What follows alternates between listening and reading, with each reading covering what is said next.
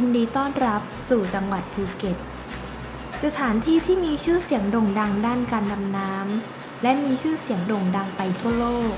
ในด้านสีสันที่งดงามของน้ำทะเลใสสะอาดหลากหลายจุดและรายล้อมไปด้วยปะการังหลากหลายสีเป็นจังหวัดที่มีเกาะมากมายและแนวปะการังที่ยังคงความเป็นธรรมชาติเป็นดินแดนที่เปรียบเสมือนสวรรค์แห่งท้องทะเลอันดามันที่ไม่เคยเงียบเหงานอกจากนี้ยังมีสถานที่ท่องเที่ยวที่บ่งบอกถึงความเป็นเอกลักษณ์เมืองเก่าที่น่าประทับใจมากมายวัดฉลองหรือชื่อที่เรียกไปทางการก็คือวัดชัยธารามเป็นวัดคู่บ้านคู่เมืองที่มีชื่อเสียงของภูเก็ต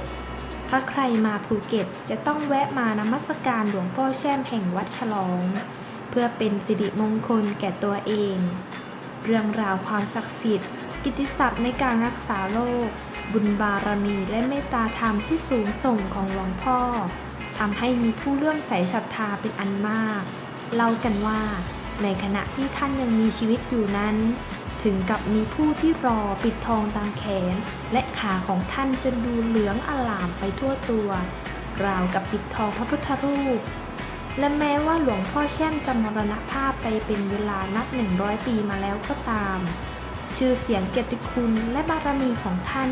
ก็ยังอยู่ในความทรงจำของผู้คนสืบมาอีกทั้งที่วัดฉลองแห่งนี้ยังเป็นที่ตั้งของพระมหาธาตุเจดีย์พระจอมไทยบารมีประกาศเป็นที่ประดิษฐานของพระบรมสารีริกธาตุของพระพุทธเจ้าที่นำมาจากศรีลังกาวัดฉลองแห่งนี้เป็นสถานที่ท่องเที่ยวในภูเก็ตอีกแห่งหนึ่งที่ใครๆที่มาเที่ยวภูเก็ตจะต้องมาวัดแห่งนี้ถนนถลางและซอยรมณีเป็นถนนสายประวัติศาสตร์อันเก่าแก่ตรงช่วงนี้จะมีอาคารตึกแถวเก่าที่มีรูปแบบเดิมๆเกาะกลุ่มกันอยู่เป็นจำนวนมากรวมถึงร้านค้าร้านอาหารต่างเริ่มต้นจากสี่แยกถนนถลางตัดกับถนนภูเก็ตไปจนสุดสี่แยกตัดกับถนนเยาวราชมีตึกแถวกว่า151คูหาโดยตัวตึกมีรูปแบบการตกแต่งช่องหน้าต่างโค้งตามแบบสถาปัตยกรรมยุคนีโอคลาสสิก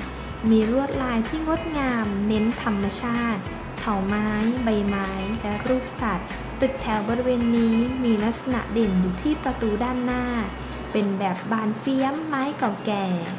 ช่วงเสาจะกว้างเท่ากับตึก2คูหารวมกันมีการนำศิลปะการเจาะช่องหน้าต่างและลวดลายปูนปั้นแบบอาร์ตเดโคมาใช้อย่างกลมกลืนและสวยงามซึ่งในปัจจุบันบ้านเรือนและอาคารหลายหลังก็ได้มีการทาสีใหม่แต่ยังคงรูปแบบเดิมไว้นอกจากนี้ยังมีซอยรมณีซอยเล็กๆระหว่างเส้นถนนถลางซึ่งในอดีตคือซอยแห่งสถานเริงรมย์ด้วยมีหญิงงามจากมาเก๊ามาขายบริการปัจจุบันตึกแบบโคโลเนียลกลุ่มนี้ถูกตกแต่งด้วยสีสันสดใสและปรับปรุงเป็นร้านกาแฟร้านขายของฝากเกสต์เฮาส์บางส่วนก็ยังคงเป็นที่อยู่อาศัยซอยรมณีจึงดูมีชีวิตชีวาดูน่ารื่นรมย์เสมอซอยรมณีเป็นซอยที่เชื่อมถนนถลางและถนนดีบุกซึ่งทั้งหมดอยู่ในเขตเมืองเก่าของภูเก็ตอันเป็นที่ตั้งของตึกเก่าศิลปะชิโนโปรตุเกสอันเป็นสัญลักษณ์อย่างหนึ่ง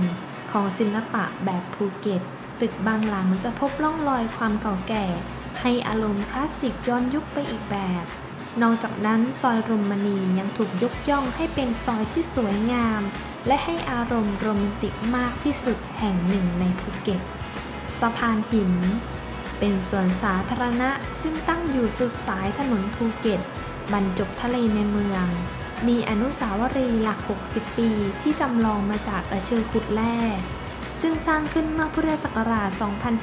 2512 เพื่อเป็นที่ระลึกแก่กัปตันเอ็ดเวิร์ด โทมัส ไมล์ชาวออสเตรเลียผู้นำเรือขุดแร่ลำแรกมาใช้ขุดดีบุกเมื่อปีพุทธศักราช 2452 ปัจจุบันสะพานหินเป็นสถานที่จัดงานสำคัญต่างๆของจังหวัดภูเก็ตรวมถึงเป็นสถานที่พักผ่อนหย่อนใจและเป็นสถานที่ออกกำลังกายยอดนิยมศาลเจ้ากิ้วเทียนเก้งส สร้างขึ้นเมื่อปี 2539 และเสร็จเมื่อปี 2540 ตั้งอยู่บริเวณปลายแหลมสะพานหิน โดยด้านหน้าของศาลเจ้าจะหันออกทางท้องทะเล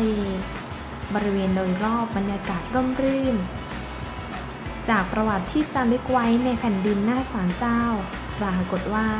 พระนางกิ้วเทียนลื่อซึ่งเป็นเทพเจ้าชั้นผู้ใหญ่ฝ่ายศาสนาเต๋าในสมัยของพระเจ้าเหลือง ได้บอกผ่านร่างทรงของท่าน ว่าต้องการที่จะให้มีการจัดตั้งศาลเจ้าประจำองค์ของท่าน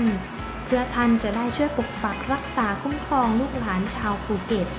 เพื่อพ้นภัยพิบัติทางธรรมชาติต่างๆ นอกจากนี้ จังหวัดภูเก็ตยังเต็มไปด้วยวัฒนธรรมประเพณีอันงดงาม อาหารการกินที่หลากหลาย เนื่องจากเป็นจังหวัดที่เต็มไปด้วยความหลากหลายเชื้อชาติ ซึ่งมีทั้งคนไทย คนจีน คนอินดู คนซิก และคนมุสลิมที่อาศัยอยู่ร่วมกัน จึงเกิดการผสมผสานทางวัฒนธรรม โดยเฉพาะวิถีชีวิตการกินของคนภูเก็ตที่ต้องทานอย่างน้อย4 มื้อ คือมื้อเช้า กลางวัน บ่าย และเย็น เราพร้อมที่จะดูแลท่านด้วยความเต็มใจ แล้วพบกัน ARIT Tour at Phuket